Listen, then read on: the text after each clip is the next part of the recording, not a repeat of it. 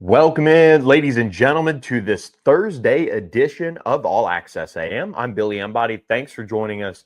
We have a packed show for you guys today. We break down ACC basketball with On3 Rivals national analyst Jamie Shaw at the end of the show. Make sure you stay tuned for that. About 20 minutes with Jamie, one of the good guys in our business and somebody who has a wealth of knowledge to offer on the show. He's going to be a regular contributor for us. Excited to have him join the show. But first, we will talk coaching carousel because, of course, Wednesday afternoon brought some breaking news with regards to one of the ACC's top coaches, and we'll break that down. And who knows, by the time we're talking about it, maybe a deal is finalized with this ACC coach. So something to keep an eye on there, and it is in Louisville, Kentucky. So very important news there for the ACC to keep an eye on. And when you look at this ACC coaching carousel, a couple jobs obviously still open across that conference, some big names potentially involved with one of them that continues to be kind of one of the quieter coaching searches. I'll weigh in on one of the open ACC jobs as well. Then we'll get into our predictions for this Week 12 slate in the ACC. Could be a busy one, could be quiet. We hope for the ACC's sake that we see a lot of everybody taking care of business. We'll talk about that. We might as well get the song "Taking Care of Business" in the intro for All Access AM, because that might as well be the motto for the ACC. If it does that, everyone might galvanize behind the ACC as a league that is deep, a league that is competitive. But when your brands don't, it's easier to poke holes in it. So we'll talk about that going into Week 12. I'm Billy Embody. Thanks for joining us. We are presented by our friends at Horn Legend for this show on Thursday. Take a minute, check out their selection of polos, quarter zips, sports shirts, and more. We'll share more about Horn Legend and what they're doing for ACC fans, as well as what you can grab off their website, hornlegend.com, with code PONY using free shipping a little bit later. But do want to also say thank you guys to all of you who are watching, who are subscribing to the channel. It continues to grow day by day, bit by bit. We're not spending money boosting videos. We're not spending money to try to puff up the channel. We want to have your support genuinely and hope that it is a part of your morning commute live or whether you rewatch it on YouTube, Apple Podcasts, or Spotify. We appreciate you guys. My last day in Miami, wife had a work conference, so of course we made the trip down with her, celebrate her birthday as well in style. We'll be back in our studio next week, but let's get into the news of really this week for the ACC as far as coaching carousel goes. On3's crew of great national reporters, Pete Nakos, Chris Lowe, Brett McMurphy, the whole crew involved in this one, talking about how Jeff Brohm, Louisville head coach, is in the process of working on a new deal with his alma mater, Louisville. If Louisville can retain Jeff Brohm, massive move here. It looks like when these type of reports come out that they are working towards a deal, you're going to see something get to that next level here in the near future. So kudos to the Louisville administration for getting ahead on this. It's a Captain Obvious type of situation, but once you get to this point where the national guys start reporting that, hey, they're working on this new deal, they're getting it in place, they're trying to put everything together for Jeff Brohm to stay, usually that means good things. And of course, Jeff Brohm, former Louisville quarterback, former XFL quarterback who is tough as nails, and his team hoping to bounce back with a Friday night game against Clemson this weekend. We talked about that game on Wednesday's show, but as of right now, working towards a new contract for Jeff Brohm. Big news posted on On3 on Wednesday afternoon, pretty much a couple hours after our show wrapped Wednesday morning. Again, we're Monday, Wednesday, Thursday, 8 to 9 a.m. Eastern live. Pete Nakos reported they're working on a contract extension. Obviously, he's been a somewhat hot name on the market just because you look at what he's done at Louisville and how he's done more with less, in my opinion. They've got a great stadium. They've got a loyal fan base. They are, of course, a basketball school. I think that's fair to say. As still a newbie to covering the ACC, I'm pretty sure that is fair to say, but they have the resources to be competitive. They have the roster that they should be competing for ACC championships. Obviously, he's already taken the Cardinals to Charlotte back in 2023. He has an opportunity to get rewarded for that and his overall tenure, which is trending at another high mark here, sitting at 7-2 on the year. With Louisville, they have an opportunity, I think, to finish strong here. Obviously, they'll face Clemson this weekend. They'll face SMU. They'll face Kentucky. And if they can come out of that 3-0, who knows what happens in the conference race. It's tough to see them in Charlotte at this point, but maybe they can climb back in for an at-large bid with a bunch of chaos happening.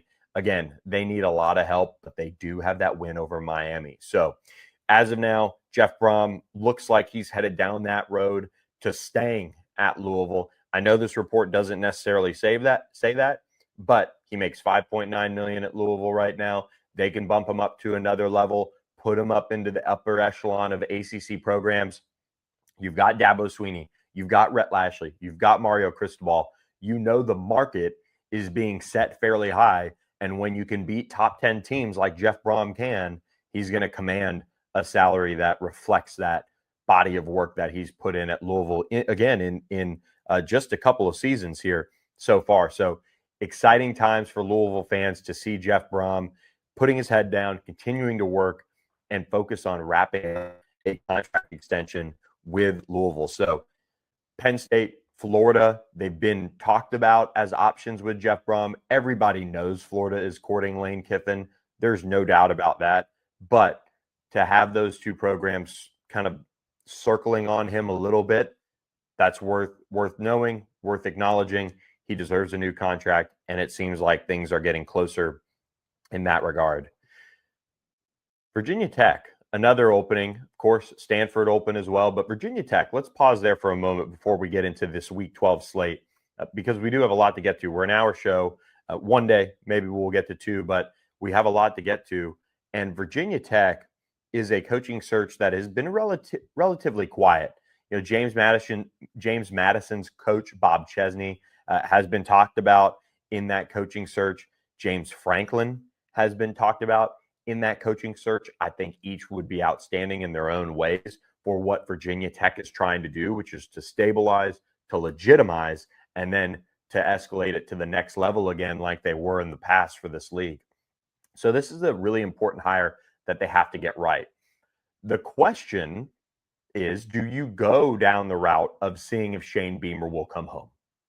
And I think the term question is important because there is, I think, a worthwhile debate as to whether, if you have the opportunity to get a Bob Chesney, if you have the opportunity to get a James Franklin, should you do that, either one of them, versus getting Shane Beamer? David Pollack on his podcast this week, See Ball, Get Ball, did say that he feels like Shane Beamer should hit the reset, bounce out of Columbia, South Carolina, and head to Virginia Tech. This could be advantageous for the Hokies. Obviously, Shane Beamer's son of legendary coach Frank Beamer. He grew up there, Beamer ball, all of those things. But he now has seasoning. He now has experience being a head coach, running his own program, being in the SEC, obviously a huge pressure cooker. But I will say, do you want that to be your next football coach? Is it almost worth saying, hey, Shane Beamer, he's going to be there potentially 3 more years, 4 more years. Maybe we see how that works out for him in South Carolina. Maybe he takes it to the next level. Maybe a big SEC program comes knocking on the door and snaps him up from South Carolina. Or does he continue to kind of have a good program? Expectations were high in Columbia this year, and they haven't necessarily hit those by any means. Lenora Sellers is even being talked about as a candidate to start for Miami next year, as the Hurricanes will have to replace Carson Beck. What a world we live in. But if you look at Shane Beamer, with what he's done from a coordinator level, hiring guys, picking out the right coordinators, are you sure he's not just a product of an SEC that has kind of put him in position to take advantage of some of the resources, but really not kick the door down of a tough SEC? What I'm trying to get at is, in the ACC, it is still very much a competitive conference. Resources are different than the SEC, although Virginia Tech is investing. Do you have somebody in Shane Beamer who has proven to make the right decisions as far as the coordinators around his program, that is a worthwhile conversation I'm willing to have, because there are a lot of great coaches out there. Very few can do it with all sorts of different coaches around them. The great coaches, in large part, I think, have a really good culture of keeping their staffs in place, and that's why they can be consistently be good, or consistently find ways to revamp what they need to within their own program. But for guys in the SEC, a lot of times you see them burn through coordinators, and that's because guys get hired away. That's because the fan base gets up in arms. Mike Shula was kind of a hot name of sorts for some smaller jobs if he could put it together with Lenora Sellers this year, and they haven't. So Shane Beamer, it's not the wow, what a story. This is a perfect guy who understands Virginia Tech. Would that work? It's a, is he the right coach to do this? And I mean that with respect to somebody, to Shane Beamer, as somebody who I think has recruited above his level at South Carolina as the Gamecocks. I think they've landed some really nice talent. They've shown that they can get them in there to Columbia, but I think relative to the talent pool that they have over the last 2 years, they've also underwhelmed. So I think that's an important conversation to have. Just because you take an SEC coach who maybe wants to get a fresh start and, again, reset that clock, doesn't mean they're going to be a better coach at the level. There are great coaches in this conference right now. There's a lot of them.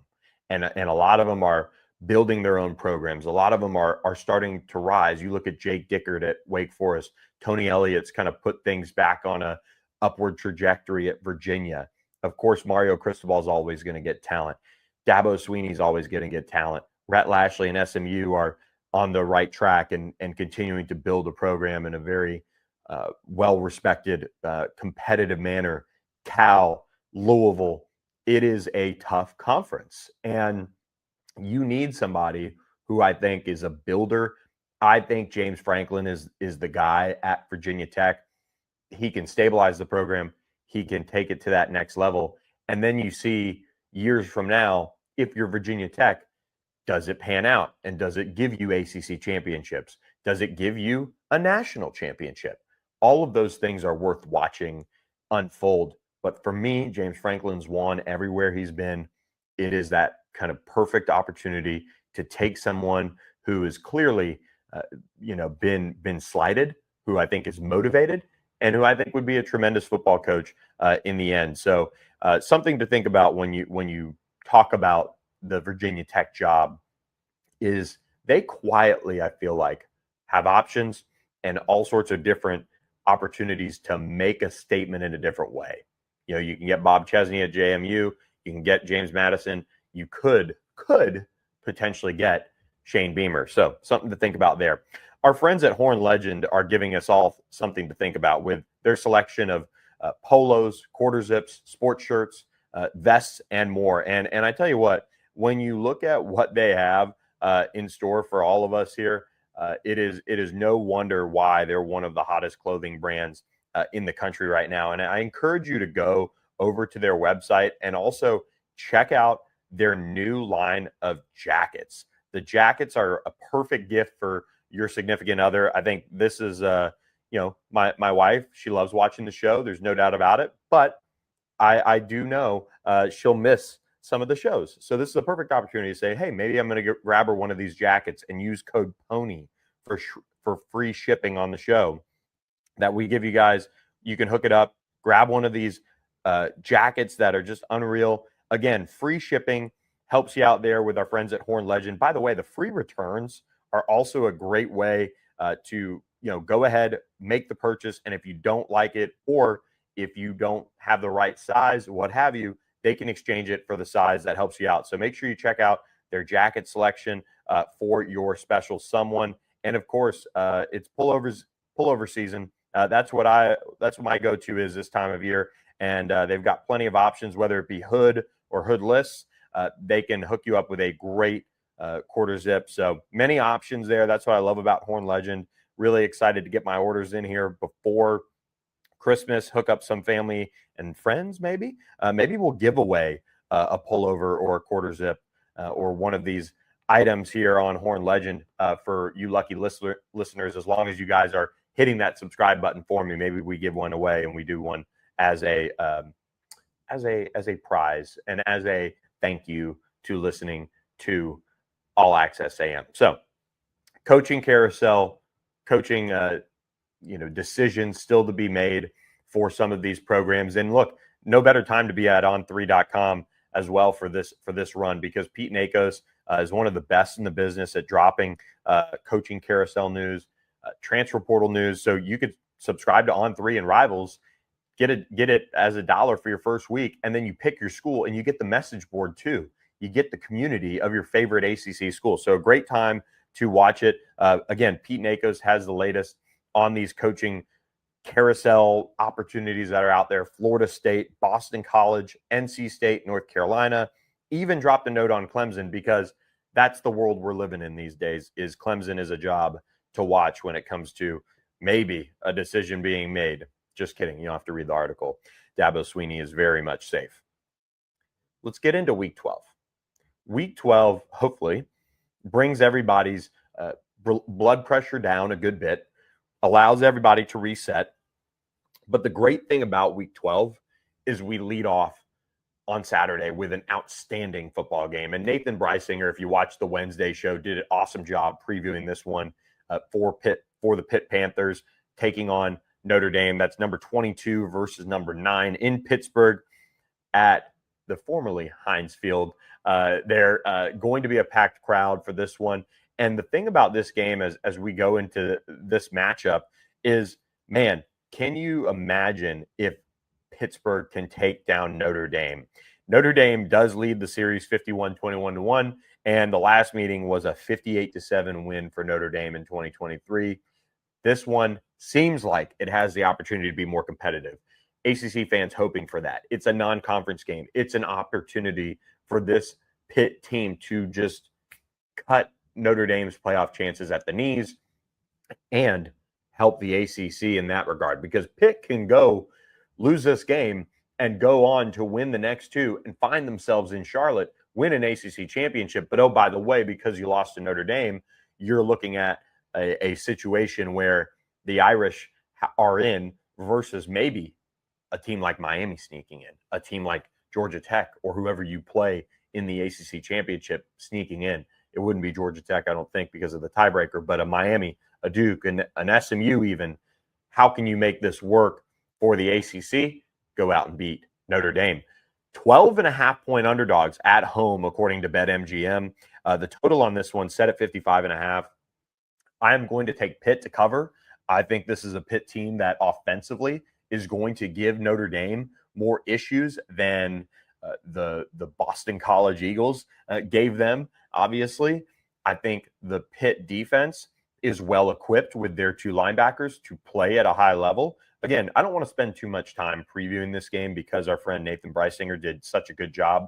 I even clipped that video. You can check it out on our YouTube channel, All Access AM.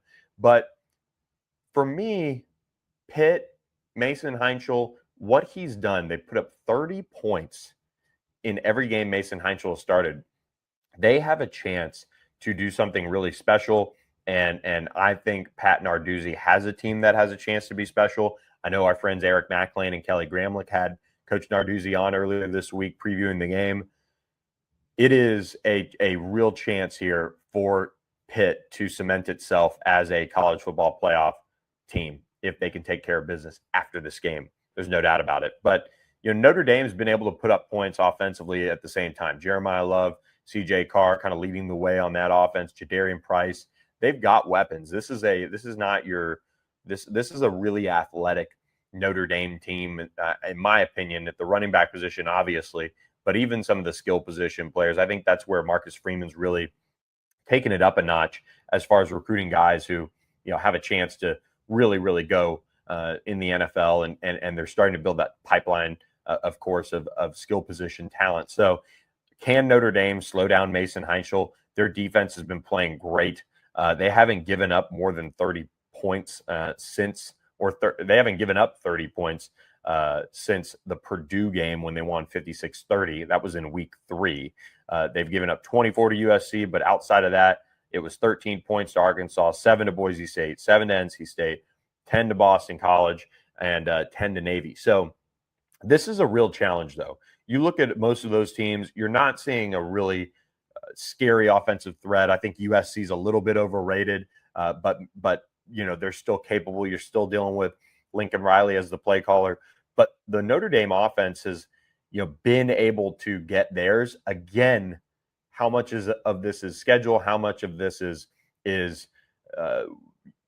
just kind of the way that Notre Dame is, and they're going to have to prove it against a tough Pitt team that I think defensively is going to give them a little bit of a pushback.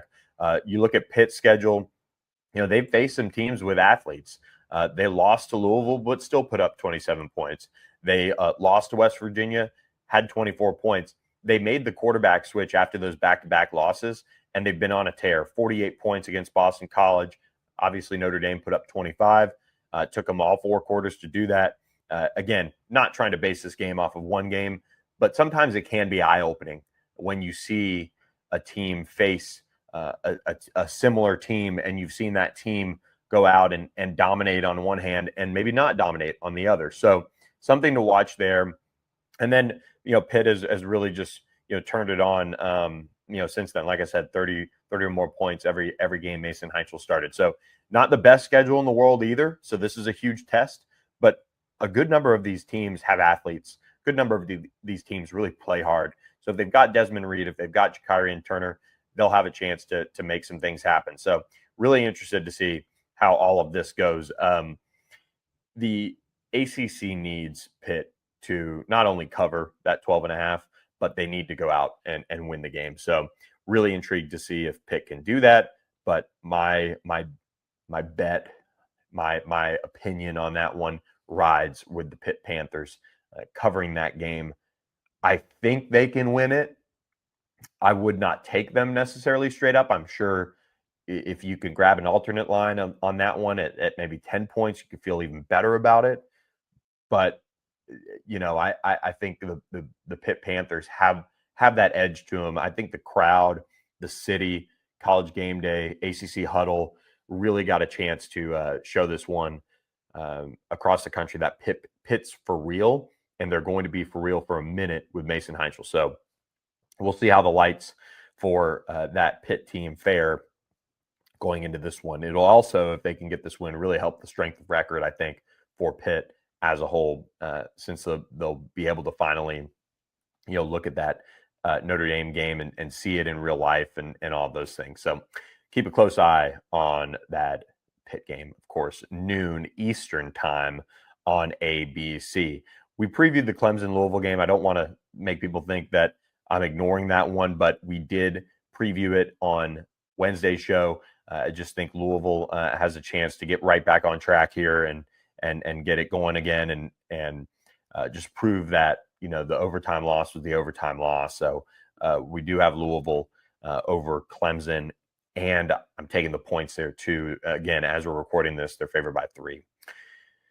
NC State heads to Miami for a 3:30 game.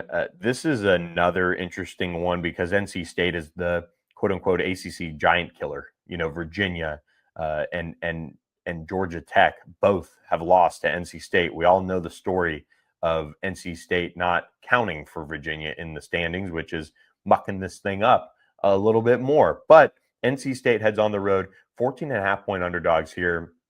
CJ Bailey coming home to Miami. I'm very torn on this one. I'd love to write the Cinderella story, the hometown kid in CJ Bailey coming home and dashing the hopes of a college football playoff appearance for Miami, but I just don't see it. I do see Miami winning. I think they win probably by 10. It would not shock me if they covered, but I could see Carson Beck, this Miami team, really getting after the NC State offense. I think the defensive line for Miami is got a chance to really wreak some havoc and continue to show that they are able and willing to step up to the challenge against inferior teams.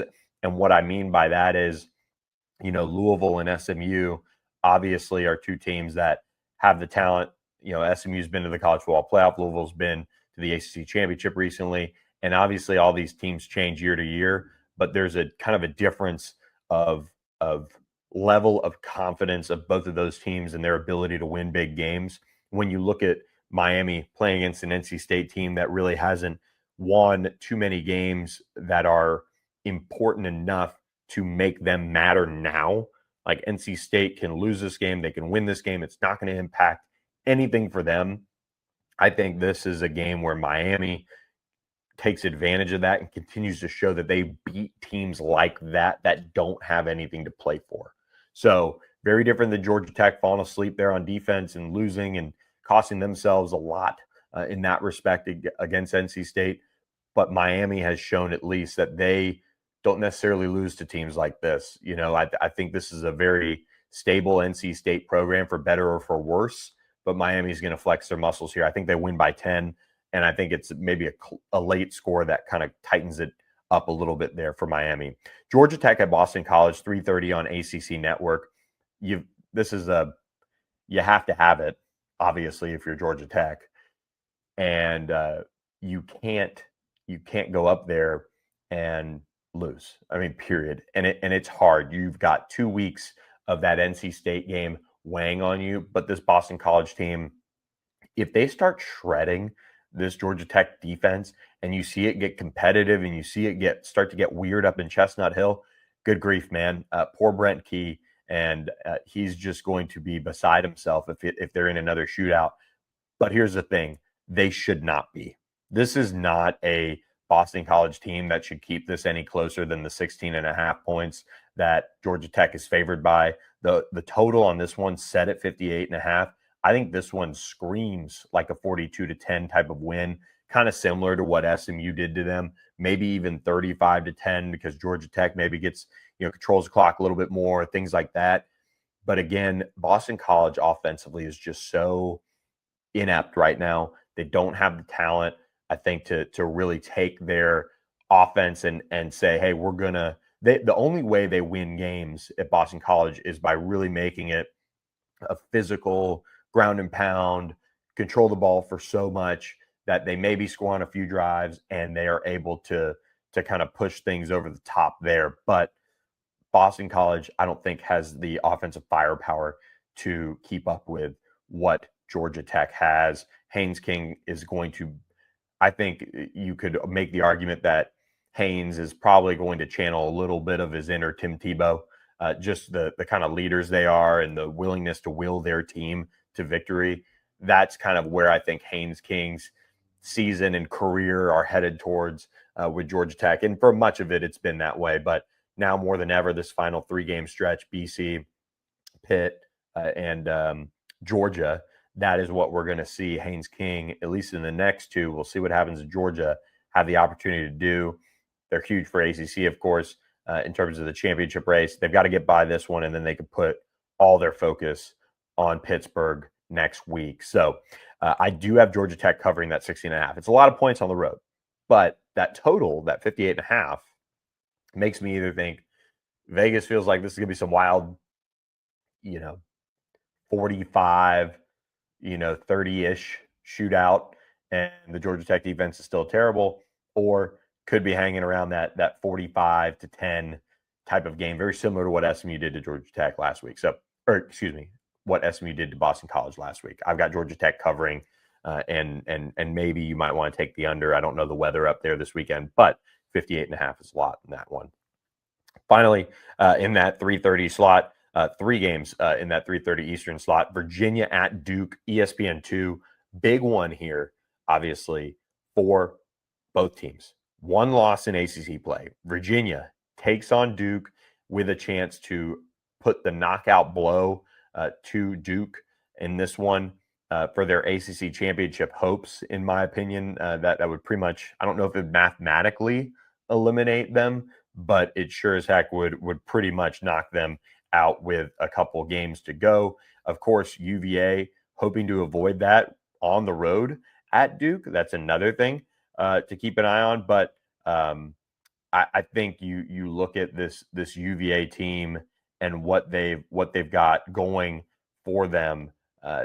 They really have to turn the page quickly from this from this loss to Wake Forest earlier just last week. If UVA goes on the road at Duke and can't get by this one, obviously you're seeing your season fall apart here.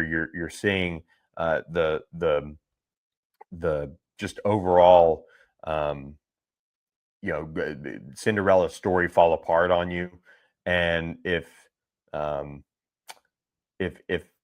it falls apart here on the road in Durham, I mean, nobody will fault them for it, especially if they don't have Chandler Morris, which everybody's watching to see is if he's going to play. This one is a really difficult game to pick. Said that a couple times now as we've gotten closer to it. Duke 4-point favorites in this one. I don't know which way to go. I really don't. You have so much opportunity here if you're Chandler Morris to get back and maybe be healthy and all of that. But there's no question it was a really it was a really hard hit to the head, neck. But Chandler Morris does really seem like there's going to be a strong possibility that he plays. That Virginia offense still wasn't doing that much against Wake Forest with Chandler Morris at the helm. I know Wake's defense has statistically been better. I still think there is something going on with Virginia benefiting from their schedule more than anything. I've gone back and forth on this one, guys. I could see it being a walk-off field goal. I mean, for Duke and Virginia covers, but it's Duke that comes away with it. I've seen Virginia play with fire so much this year. I feel like it's going to be in a kind of a pick'em game. It's almost a pick'em on a neutral site with Duke being the 4-point favorite. I don't trust Darian Mensah. I just don't trust him. He's turned the ball over. He has not lived up to, I think, the expectations in some big games or some critical games. But this is also conference play. And he's been good enough in conference play outside of the Georgia Tech game for them to be in position to at least go to Charlotte. I think I've got to go with Duke here to win it. I would not take Duke to cover, but it wouldn't shock me either if they did, especially if Chandler Morris can't go or something of that nature. But I think Duke takes it at home. I think they kind of punch their ticket to staying in this college football playoff, or excuse me, I don't think they can go to the college football playoff, but this ACC championship race. Then they finish up with at North Carolina and then Wake Forest. So would be a huge win for Duke. I think they get it done. I'm going with the Blue Devils. I'm putting a little bit of trust here in Manny Diaz's program to take the next step, because we talked about it earlier this year on the pod, where the next step was obviously taking that game against UConn. We talked about that next step against Georgia Tech, but they hadn't done that. They did get the win against Clemson. You were able to go for it all and get the win, but now is the time where you have a chance to go do something special. It's time to push through that because the schedule is manageable enough if you're Manny Diaz. So something to watch there. But I'm gonna go with I'm gonna go with Duke. Duke -4. I'm not taking them with the points. I would take the money line if you're doing anything, but I'm definitely not putting anything on this one. It could get really weird there. This could be the one that on ESPN2 has a bunch of conversation around it going into the night games. Speaking of the night games, what are probably two buds to finish off the ACC slate? North Carolina at Wake Forest on the CW at 4:30 Eastern time. I will add, this is not a night game, but it will be pretty darn close to it by then. At Wake Forest, 4:30, sunset these days around 5:30 or so. I'm going to take Wake Forest. There is a thought here that Wake is on the right track. They are doing the right things. Of course, getting that win over Virginia. I still obviously think they would have figured it out if Chandler Morris had been healthy. But this is one that North Carolina, you've got to be really watching closely if you are Wake Forest, that North Carolina doesn't come up and sneak attack you at home, because North Carolina plus 6.5. I'm going to take the Tar Heels to cover here. It would be nice. It'd be a nice feather in the cap for Jake Dickert going into, final push for recruiting and transfer portal and things like that, for him to have that type of a feather in his cap. But I'm going to go with the Tar Heels covering, but Wake Forest winning. Total set at 38.5 points. Can you believe that? I do not know if I've read a total on an ACC game that low. That is projecting like a 20 to 17 type of game. I mean, that's about on par for probably how these two offenses are, but I will take North Carolina to cover. I think it'll be a close one on the CW, which has kind of had quite the run of games that have been interesting there. Virginia Tech at Florida State, 7:30 p.m. Eastern time on ACC Network. Florida State coming off of a really disappointing showing against Clemson. Here's the thing.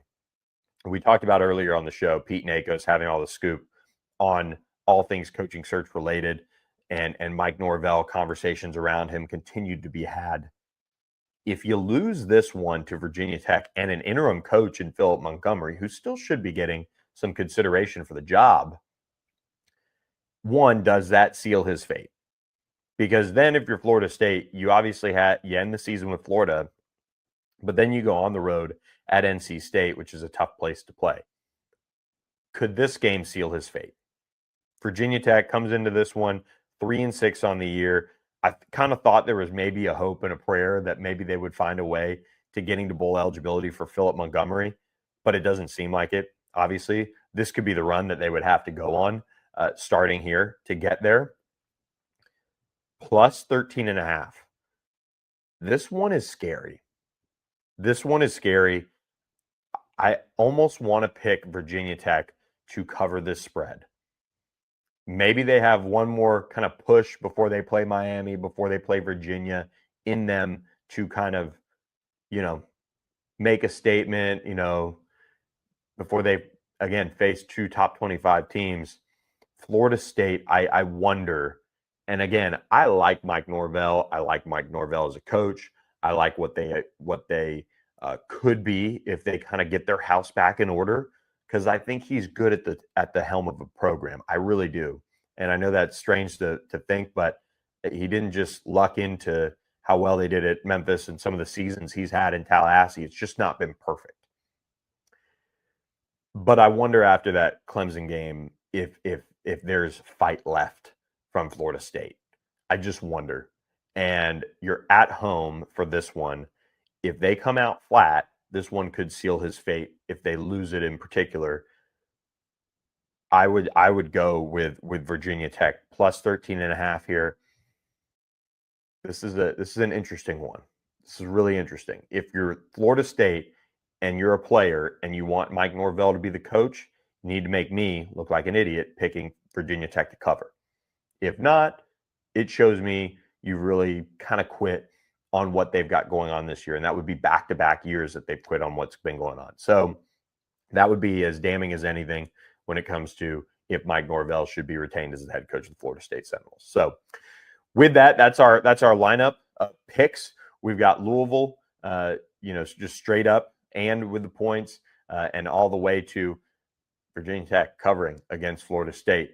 Run it back if you guys missed them, but hope you guys have a great weekend watching ACC football. But before we go, we've got Jamie Shaw. This is the time of year where the basketball-football crossover is so great for this league, and the ACC is off to a really strong start. We talked about the Louisville game where they took down Kentucky, a top 10 win for Pat Kelsey and company, and we talked about so much more on this league and where it's going. So I hope you guys enjoyed it. And of course, before we get to our interview with Jamie Shaw, please check out Sportsmo, the Sportsmo app, a revolutionary way to support your favorite school with micro donations. Watch this short video to learn more. And on the other side of the break, we'll see you with our friend Jamie Shaw breaking down ACC basketball.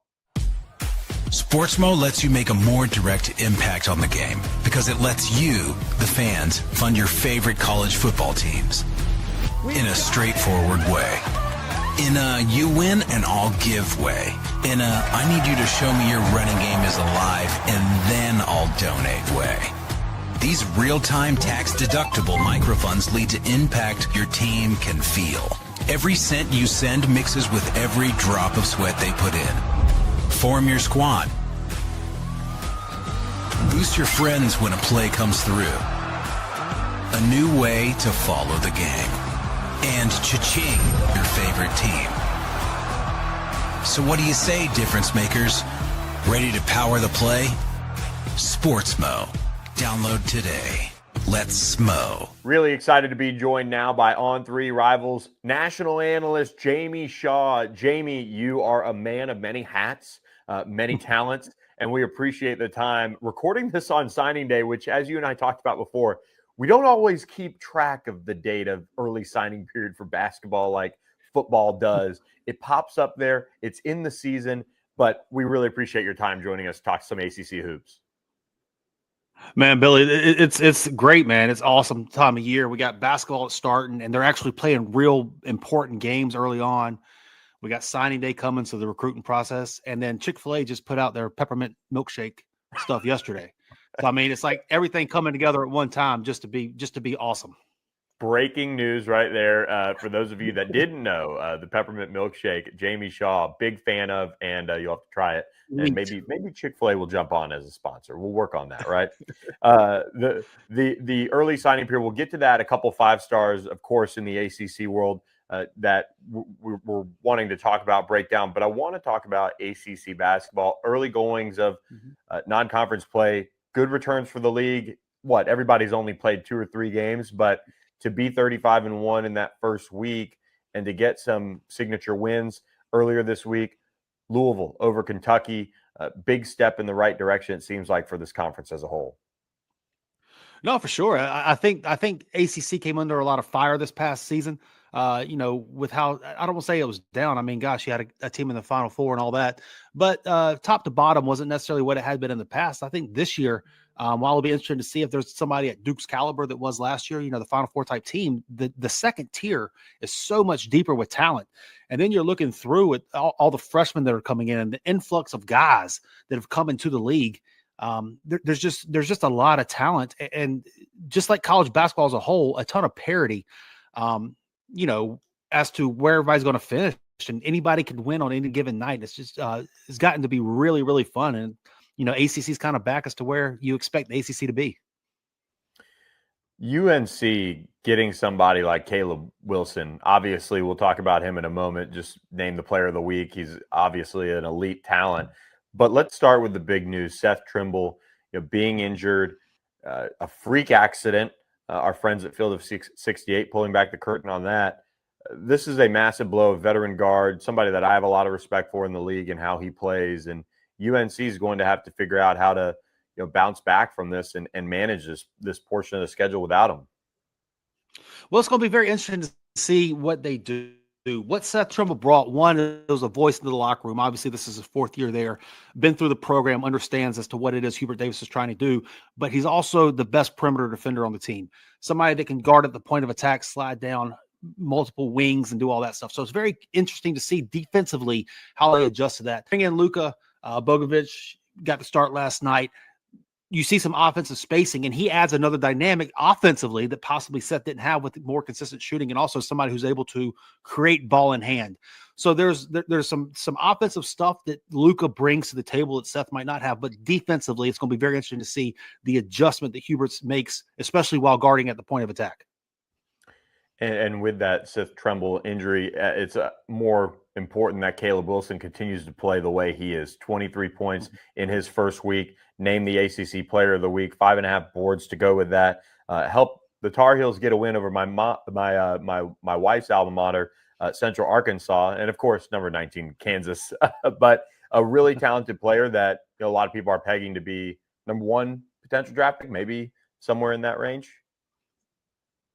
Yeah, he's come out and really kind of lit college basketball on fire. Obviously, everybody's talking about the big 3 when it comes to freshmen.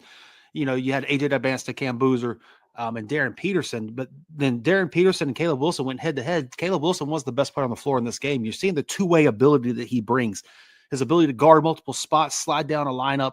and just the all-out effort that he brings. But he's also creating advantages on the offensive end of the floor, ball in hand, playing a nice little high-low game with Henry Vassar, looking to be a really interesting front court to see how people are going to be able to match up the interchangeability with both Caleb Wilson and Henry Vassar, and also adding Jaron Stevenson to the mix, who's really brought an X factor to the group, adding to the defensive capabilities of 2 6'10" guys who are able to guard on the perimeter as well as slide down and guard at the block.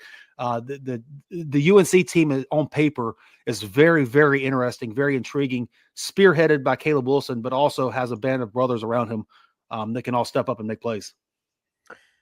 Louisville with a 96-88 win over Kentucky Tuesday night. A matchup that obviously has the rivalry banners, of it, but one that really might pop Louisville now up into that top 10 of the polls. A win over a top 10 Kentucky team, and Pat Kelsey's got his team ready to roll early this year.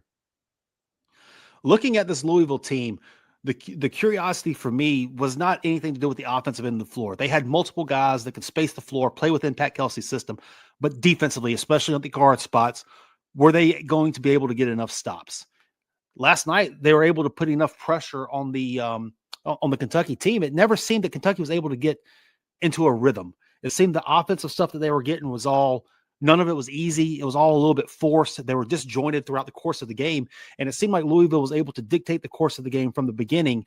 And even while the game made a late run toward the end, it didn't really ever seem like Kentucky was ever, I don't want to say in the game, but it just didn't seem like the momentum was headed toward Kentucky's way in that. Louisville did a great job. They have floor spacing. Michael Brown was fantastic last night. Another freshman, 29 and 5 assists from him. But then you also had Conwell making plays. You had Isaac McNeely making plays. And then the front court, that they had as well. Those guys were able to make plays at the rim as well. Really giving Louisville a balanced look with a little bit of depth, guys coming off the bench making plays too. So it was a very good look for Pat Kelsey, a huge win. Obviously, there's a rivalry aspect of it, but both teams, top 15 guys, trying to make pushes toward taking their teams to the next level that they have. But great win for Pat Kelsey's group, and a very decided win for Pat Kelsey's group.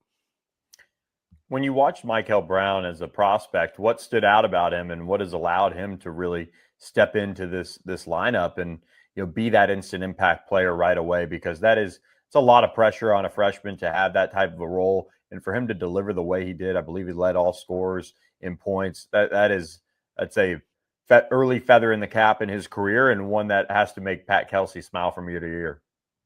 Two things with Michael Brown that have always stood out have been the skill base and the confidence. He, even at 15U, he was playing up on 17U level and just thrown into the fire and wanting all smoke. The confidence that he has in his own ability has always stood out. And then he has a robust skill base. So while he might not be the tallest guy or the most athletic guy or the strongest guy, his ability to dissect a play, his ability to process, make reads, and the skill that he has of the shot making ability, the footwork, and the finer nuances kind of that with the game gives him a pretty high floor that he has to work with. So when you add that skill base and that ability to self-create on the ball and the confidence to go out there and get it done, that leads to pretty good stuff. And then Michael Brown has both of those in spades, and he just continues to get better and better and better, as we see 29 points, 5 assists last night in the marquee matchup of the night. They have Ohio up next, and then they face Cincinnati. They also play Arkansas and Tennessee in this non-conference. So Pat Kelsey with a couple more opportunities against top 25 teams in the SEC to continue to build that Louisville resume. Let's go over to SMU, though. SMU Louisville had a couple of matchups that were highly anticipated way back when they were in the Big East for a cup of coffee together. Now in the ACC together, two teams that have very different levels of conversation around them. Of course, Louisville preseason, I would say trendy pick to win the ACC outright, a program that is building at a high level under Pat Kelsey. SMU also building under Andy Enfield, finished tied for 4th in the regular season last year. Now they return their 3 key starters, Boopy Miller, BJ Edwards, Samet Yigitolu. They bring in Jerron Pierre Jr., they add Corey Washington, a couple of other key guys in a big, talented freshman class that Rivals was very high on as well. What is your buzz that you're seeing early on SMU coming off a nice win over a Murray State team? Well, I think this SMU team is super intriguing. As you said, the guys they return, but their backcourt is so tough. You're seeing them be able to have Boopy, Jaron, and BJ Edwards, all three be able to have the ball on their hand and create some offense, make some plays. Love the way they're attacking, getting to the free throw line, really putting pressure on the defense in that way, and still getting easy buckets and making the free throws as well. And then Big Sam in the middle. Gosh, man, I really, really like what he could be. He's just an immovable force down there on the block. And in the way that college basketball is being played, as we all know, trends are cyclical. Bigs are in style. Bigs are a thing.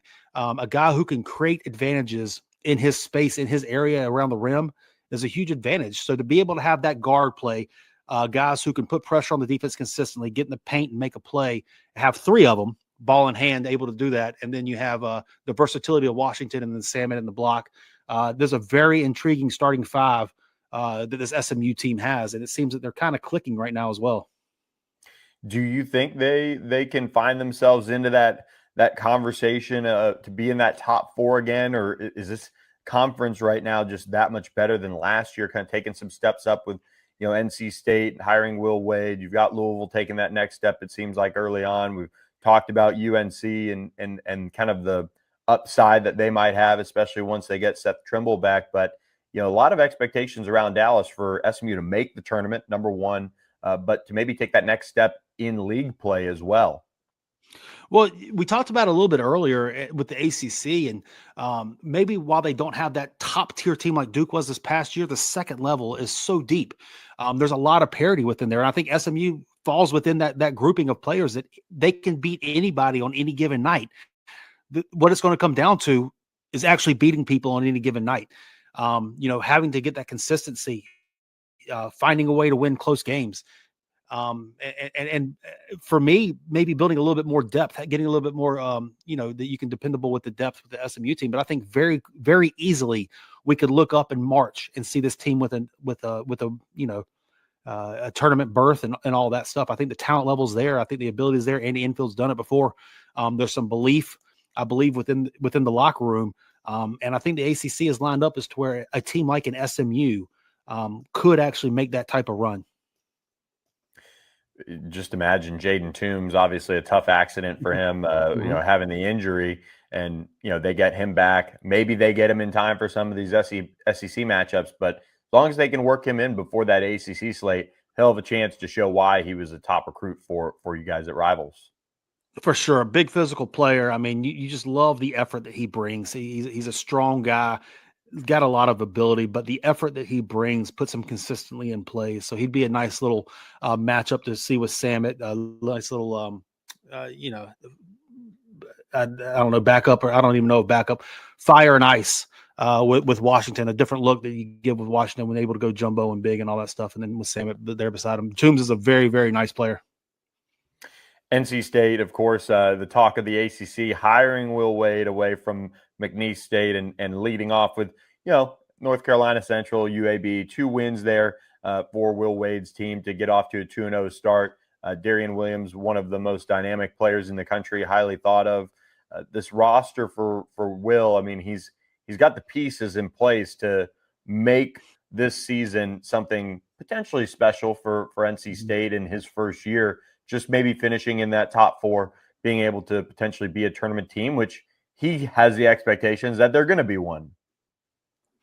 They play a very exciting brand of basketball, and obviously they haven't necessarily been tested quite yet within their games. But you see them, you see what they're trying to do. You see on the offensive end of the floor, they're spacing it, and they want a lot of shooting. They want a lot of clean looks from 3. They're playing the analytics game. With 3s and at the rim 2s. And they have a lot of guys on the team that can make plays with the ball in his hand. You sit there and see a Darian Williams, who's a lot of time playing the 3 and the 4.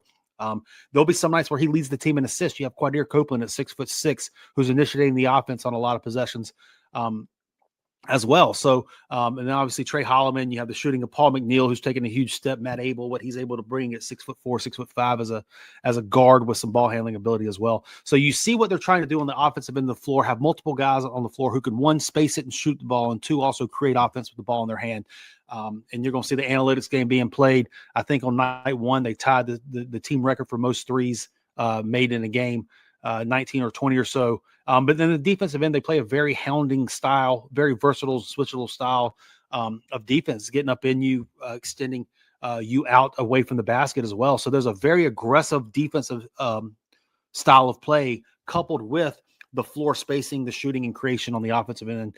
And they're going to start, they're going to try to go as long as possible when it goes with length, actual plus wingspan and all that. So there's going to be a lot of positional versatility there, but there's a lot to be there excited about in Raleigh with what Will Wade has and what they're doing and kind of what they're building. Stay in that area of the state of North Carolina. Let's go to Duke. They opened the season with a tall task. No matter what coaching change and the situation is, you got to play a team that you know nothing about, how they're going to come out, how they're going to defend you or attack you. Duke takes on Texas. They win by 15. Then they obviously take care of business the last two matchups out. This Duke team, very different. Doesn't have the Cooper flag, but does have the star power of Cam Boozer early on. It seems like John Shire's got himself another talented team that should be right there for one of the top seeds in the NCAA tournament. No, for sure. And Duke last year, all 5 guys get drafted into the NBA coming off this year's team, and he comes back with another top 10 type of program. The one constant that Duke has with his team is John Shire. I think John Shire is a very good young coach, and he's somebody who is very capable of consistently putting his guys into the best situations possible for them to succeed. He's still kind of figuring out this lineup, figuring out how to play. Obviously, it's Cam Boozer's getting a lot of play, and what he brings to the table is a huge IQ. You can put the ball in his hands and run offense through him with his processing and passing ability to pass people open and get the best out of them. And his rebounding, it halts possessions on the defensive end and extends possessions on the offensive end. So Boozer's bring that to the table. It'll be interesting to see the consistency they're able to get from the guards and Caleb Foster, Isaiah Evans, Dame Sarr, Nick Kamenia, what they're able to bring, and then the consistency they're able to get from the bigs with Pat Ngongba and Malik Brown as well. This team has a lot of talent. This team has a lot of different looks that they're capable of giving you. They can defend, they can rebound, and they have John Shire on the sidelines calling the plays, who has really done a good job so far in his early career of putting people in advantageous situations to succeed.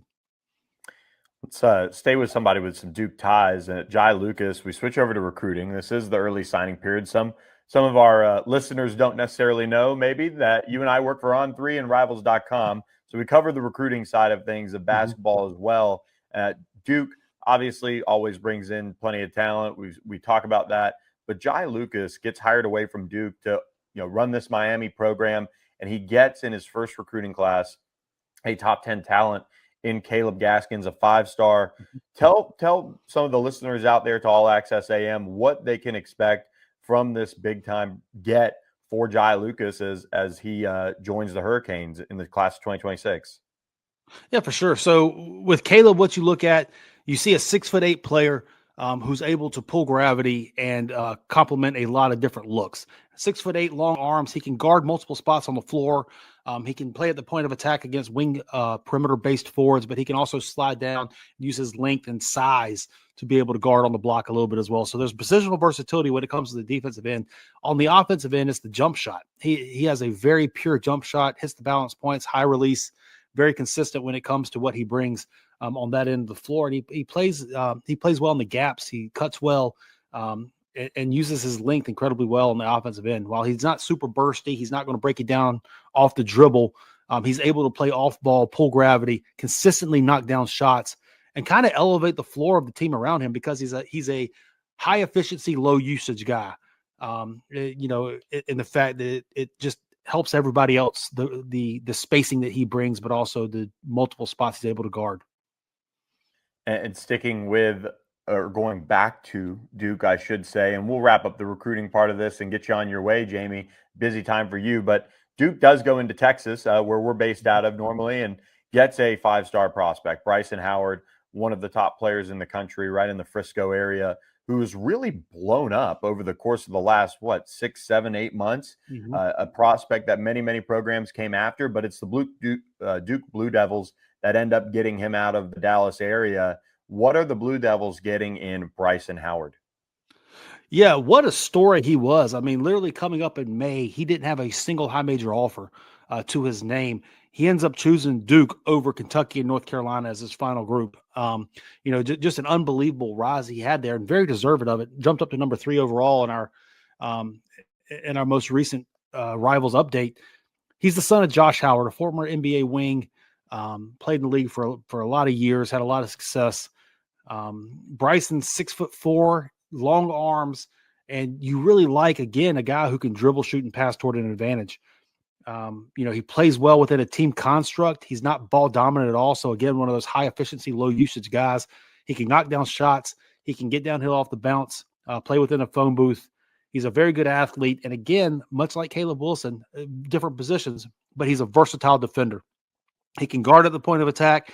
He can get aggressively into the playing up the line in the passing lanes, and he can switch down and actually use his leverage to guard,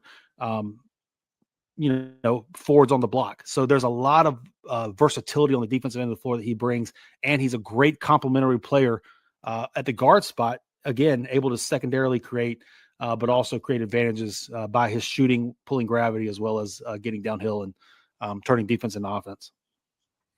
Well, Jamie, thanks so much for the time on All Access AM. We appreciate it. Get back to work there for the early signing period for college basketball. You do great work over at On3 and Rivals, so make sure everybody follow Jamie Shaw wherever you catch him at, Instagram, Twitter, or X.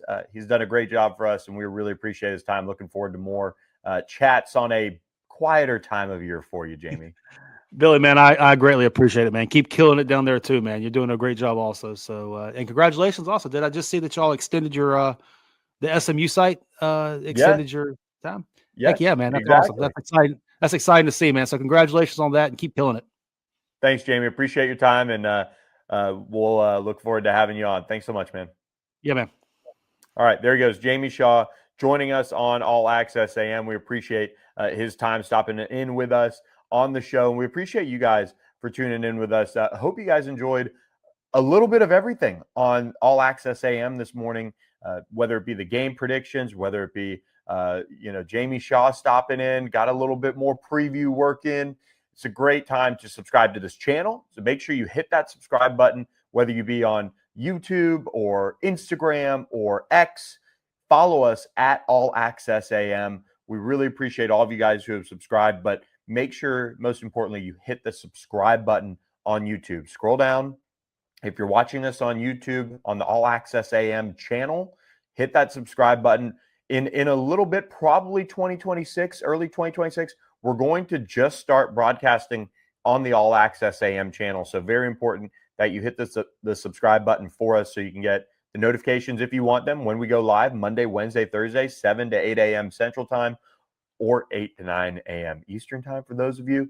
And we appreciate all the interaction in the chat as well. I'll be back in Dallas starting next week, so we'll be more in the friendly confines of our quote-unquote studio. And we appreciate everybody who's come on the show this week, really helping me out as we kind of worked around some travel and got down for my wife's birthday to the Miami area and Tampa area. So thank you guys for listening. Thank you guys for supporting the show. We appreciate our friends at Horn Legend, OPW Solutions, Sportsbow, Security National Bank, and all of our sponsors each and every week that support us at All Access AM. So we'll catch you guys next time on another edition of All Access AM.